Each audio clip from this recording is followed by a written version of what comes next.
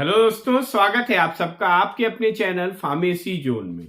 दोस्तों, हम लोग पढ़ रहे हैं बी फॉर्म 7 सेमेस्टर के सब्जेक्ट इंडस्ट्रियल फार्मेसी 2 की यूनिट 5 को, जो कि है इंडियन रेगुलेटरी रिक्वायरमेंट्स। मींस की इंडिया में ड्रग की हैंडलिंग के लिए, फार्मास्यूटिकल प्रोडक्ट्स की हैंडलिंग के लिए क्या रेगुलेटरी रिक्वायरमेंट्स है, कौन कौन सी रेगुलेटरी अथॉरिटीज है। तो उसी में आज का जो हमारा टॉपिक है वो है state drug regulatory authority. Unit 5 के आज के इस टॉपिक में हम लोग पढ़ेंगे कि स्टेट ड्रग रेगुलेटरी अथॉरिटी क्या होती है, क्या रिस्पॉन्सिबिलिटीज होती हैं इनकी, और क्या इनके ऑर्गेनाइजेशन स्ट्रक्चर क्या होता है। यानी स्टेट ड्रग रेगुलेटरी अथॉरिटी के बारे में आज आपको कंप्लीट जानकारी दी जाएगी। तो आइए शुरू करते हैं। और शुरू करने से पहले अगर अभी तक आपने चैनल को सब्सक्राइब नहीं किया है तो जल्द से जल्द चैनल को सब्सक्राइब करें, ताकि आपके पास topic wise video lectures and free PDF notes पहुंचते रहे। तो guys, state drug regulatory authority को अगर हम शॉर्ट फॉर्म में देखें तो इसे SDRS भी कहते हैं। और जैसा कि इसके नाम से ही पता चल रहा है कि ये स्टेट में ड्रग के रूल्स एंड रेगुलेशन को रेगुलेट करने का काम करती है। तो यानी ये एक ऐसी अथॉरिटी है जो कि स्टेट में ड्रग के रूल्स एंड ड्रग की हैंडलिंग को रेगुलेट करने का काम करते हैं। लास्ट वीडियो में हम लोगों ने CDSCO के बारे में पढ़ा था। CDSCO is central drug standard control organisation. एक ऐसा ऑर्गेनाइजेशन है जो कि सेंट्रली वर्क करता है, मींस ऑल ओवर इंडिया में वर्क करता है। और आज हम लोग पढ़ रहे हैं स्टेट ड्रग रेगुलेटरी अथॉरिटी। और ये जो स्टेट ड्रग रेगुलेटरी अथॉरिटी होती है, इनका जो इस्टेब्लिशमेंट होता है, इनका establishment according to drug and cosmetic act, drug and cosmetic act के तहत होता है। और ड्रग एंड कॉस्मेटिक एक्ट में जो रूल्स एंड जो गाइडलाइंस मेंशन है, उसी का इम्प्लीमेंटेशन स्टेट में स्टेट ड्रग रेगुलेटरी अथॉरिटीज करती हैं। तो इनकी जो रिस्पॉन्सिबिलिटीज होती हैं, मींस की state drug regulatory authority is responsible for, या हम इनकी कह लें कि इनकी रिस्पॉन्सिबिलिटी या इनके फंक्शंस जो होते हैं वो ये होता है कि सबसे पहला जो इनका काम होता है, जो मेन काम होता है, वो होता है लाइसेंसिंग का। ये लाइसेंस प्रोवाइड कराते हैं। लाइसेंसिंग टू होम, किसको लाइसेंस प्रोवाइड कराते हैं? लाइसेंसिंग टू मैन्युफैक्चरर, और सेल प्रीमाइसेस। मींस किसी भी ड्रग की मैन्युफैक्चरिंग करने के लिए, उसकी मैन्युफैक्चर के लिए लाइसेंस दे प्रोवाइड कराते हैं, या ड्रग की सेल के लिए उस प्रीमाइसेस को मैन्युफैक्चर सेल के लिए उस प्रीमाइसेस को लाइसेंसिंग प्रोवाइड कराने का काम कौन करता है? State drug regulatory authority. यानी सिंपल वर्ड्स में कहा जाए तो ड्रग को बनाने के लिए, ड्रग का प्रोडक्शन जहां पे करना है, उसका लाइसेंस भी आपको जिस पर्टिकुलर स्टेट में आप मैन्युफैक्चरिंग यूनिट डालना चाह रहे हैं, उस स्टेट की रेगुलेटरी अथॉरिटी से आपको अप्रूवल, आपको लाइसेंस लेना होगा। उसके बाद ही आप वहां पे मैन्युफैक्चरिंग स्टार्ट कर सकते हैं। और सेम एज अगर आप सेल करना चाहते हैं, सेल मीन्स अगर आप मेडिकल स्टोर खोलना चाहते हैं या उसकी मार्केटिंग करना चाहते हैं, बिजनेस स्टार्ट करना चाहते हैं, तब भी आपको स्टेट ड्रग रेगुलेटरी अथॉरिटी का लाइसेंस चाहिए होगा। अब अगर लाइसेंस देना है किसी को, मान लीजिए आप मैन्युफैक्चरिंग के लिए लाइसेंस दे रहे हैं या सेल के लिए लाइसेंस दे रहे हैं, तो उसके लिए इंस्पेक्शन करना होता है। इंस्पेक्शन, तो पहला जो इनकी रिस्पॉन्सिबिलिटी और पहला जो फंक्शन हो गया, that is licensing, and second one is inspection.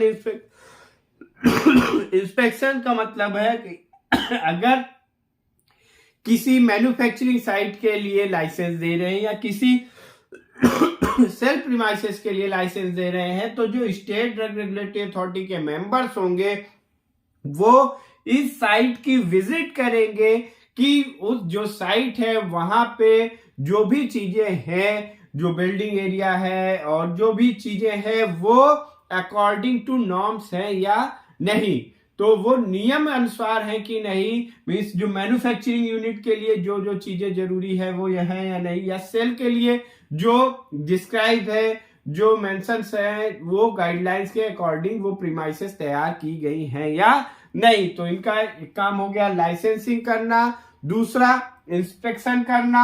अब इंस्पेक्शन करने के बाद इन्होंने लाइसेंस दे दिया आपको मैन्युफैक्चरिंग के लिए या सेल के लिए लाइसेंस मिल गया।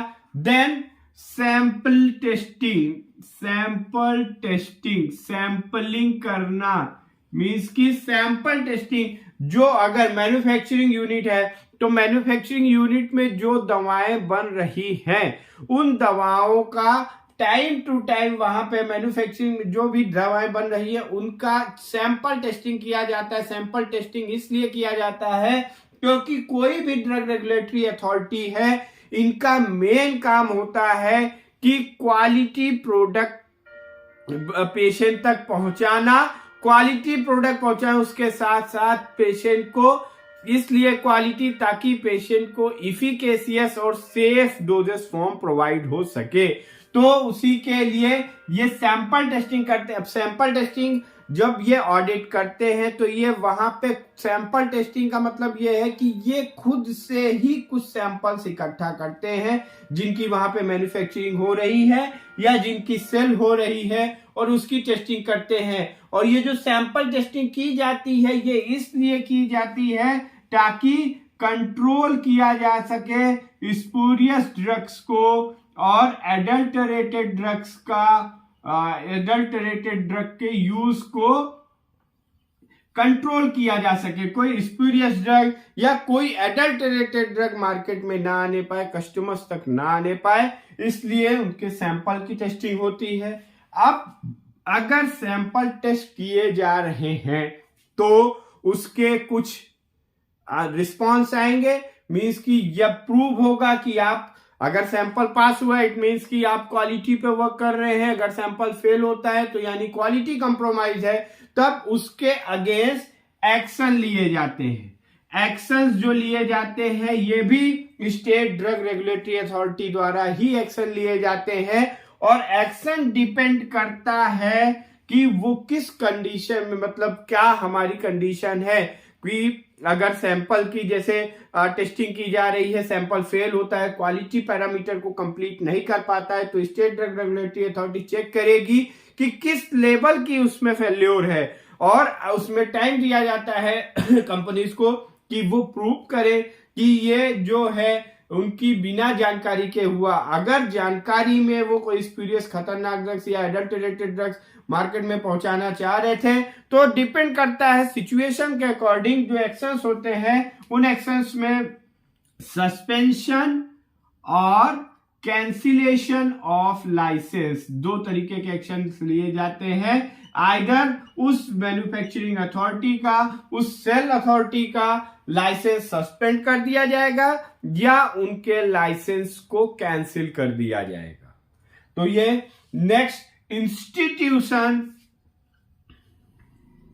इंस्टीट्यूशन अबाउट लॉज या कह सकते हैं रूल्स, नियम या जो भी लॉज हैं, जो कानून है, जो ड्रग रेगुलेशन करने के लिए उनको एजुकेट करना, उनको बताना, उनका प्रचार करना, ये भी काम है स्टेट ड्रग रेगुलेटरी अथॉरिटीज का। उसके साथ साथ ऑब्जेक्शनेबल ड्रग के एडवर्टीजमेंट को रोकना, ऑब्जेक्शनेबल ड्रग के एडवर्टीजमेंट को रोकना, ये भी काम किसका है? स्टॉप या to stop objectionable drug advertisement. तो स्टेट ड्रग रेगुलेटरी अथॉरिटीज की ये कुछ रिस्पॉन्सिबिलिटी है या हम कह सकते हैं ये फंक्शन है। पहला ये कि लाइसेंसिंग टू मैन्युफैक्चरिंग साइट और सेल प्रीमाइसेस, यानी ये हम कह सकते हैं कि ड्रग प्रोडक्ट या कॉस्मेटिक प्रोडक्ट के हैंडलिंग के लिए लाइसेंस प्रोवाइड कराना। इंस्पेक्शन करना साइट्स का कि जो भी साइट्स है वो नॉर्म्स के अकॉर्डिंग रन कर रहे हैं या नहीं। सैंपल टेस्टिंग करना to control the spurious drug और एडल्टरेटेड ड्रग्स यूज एंड उस एक्शन लेना, एक्शंस में they can suspend or cancel the license, institute about laws and rules, or to stop objectionable drug advertisement. तो ये कुछ responsibilities हो गई। अब हम देखते हैं कि organisational structure of state drug authority. जो स्टेट ड्रग रेगुलेटरी अथॉरिटी है, इसमें कौन कौन से टीम मेंबर्स होते हैं, इनका ऑर्गेनाइजेशनल स्ट्रक्चर कैसा होता है। तो जो एसडीआरए की टीम है, एसडीआरए की टीम दो पार्ट्स में होती है, मतलब दो टाइप्स में होती है। एक होता है इसमें यहां पे होगा ड्रग कंट्रोलर, या इसे हम इन्हें कमिश्नर भी कहेंगे।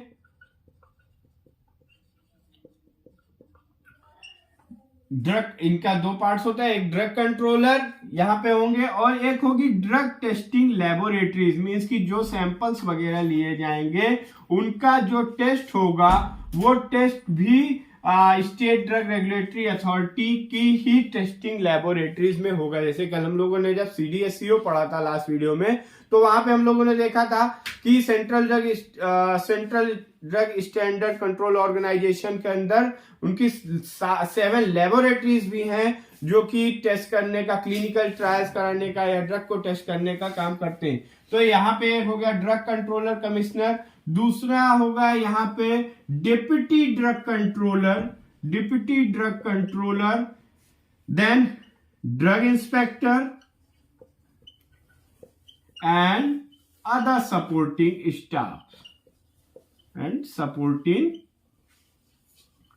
स्टाफ भाई यहां पे ड्रग टेस्टिंग लेबोरेटरीज में गवर्नमेंट एनालिस्ट होंगे, गवर्नमेंट एनालिस्ट के साथ एनालिस्ट होंगे और सपोर्टिंग स्टाफ। तो इसका स्टेट ड्रग रेगुलेटरी अथॉरिटी का जो ऑर्गेनाइजेशनल स्ट्रक्चर है वो इस तरीके का है कि स्टेट ड्रग रेगुलेटरी अथॉरिटी में दो सेक्शंस होते हैं, एक जिसको ड्रग कंट्रोलर हैंडलिंग करेगा और दूसरा drug testing laboratory. Drug testing laboratories में गवर्नमेंट एनालिस्ट होंगे और सपोर्टिंग स्टाफ होगा, और ड्रग कंट्रोलर। और यहाँ पे ये जो टीम है मीन्स ये फील्ड में काम करेगी, लाइसेंस प्रोवाइड करने का काम करेगी, इंस्पेक्शन करने का काम करेंगे, बाकी जो भी चीजें हैं उनका काम करेंगे। जो ये ड्रग कंट्रोलर है ये एसडीआरए के ये होंगे हेड, ये स्टेट हेड होंगे, मीन्स ये और पूरे स्टेट के हेड होंगे, और ये रिपोर्ट करेंगे किसको, ज्वाइंट सेक्रेटरी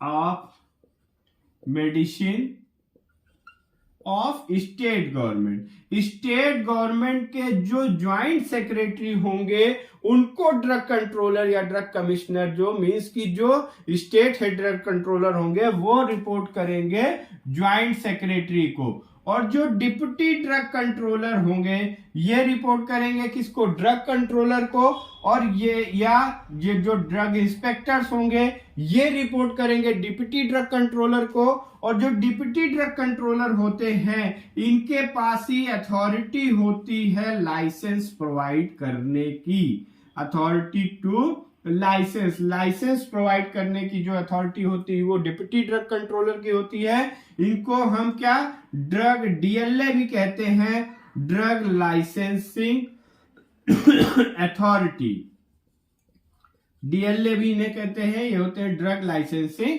अथॉरिटी। और ड्रग इंस्पेक्टर जो होंगे वो डिप्टी ड्रग कंट्रोलर को रिपोर्ट करेंगे, और डिप्टी ड्रग कंट्रोलर रिपोर्ट करेगा joint secretary of state government को। और यहाँ पे ड्रग टेस्टिंग लेबोरेटरीज हैं। तो गाइस ये था हमारा स्टेट ड्रग रेगुलेटरी अथॉरिटीज के, हमने इनके रिस्पॉन्सिबिलिटी, इनके फंक्शंस के बारे में देखा और इनके ऑर्गेनाइजेशनल स्ट्रक्चर के बारे में देखा। आई होप कि आपको ये वीडियो समझ में आया होगा। इस टॉपिक से रिलेटेड कोई भी क्वेरी हो तो आप कमेंट बॉक्स में ड्रॉप कर सकते हैं। Thank you.